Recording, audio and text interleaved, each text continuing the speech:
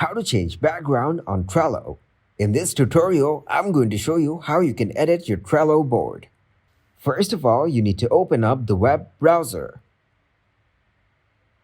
Then search here Trello. After that, you can click to open its site. Once you open the Trello, click on the profile icon from the top right corner, in which you can see your account and its details or features. Then from the home page, click on the recently viewed template. After opening it, you can see different functions going in here. Then click on three dots from the top right corner. Now from the menu, click to change background. Then choose the background from colors or photos.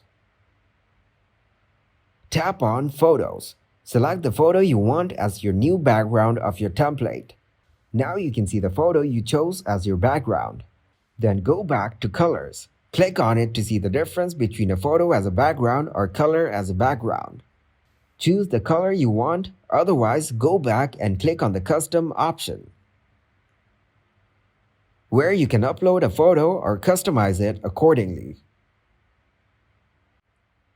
This is how you change the Trello board.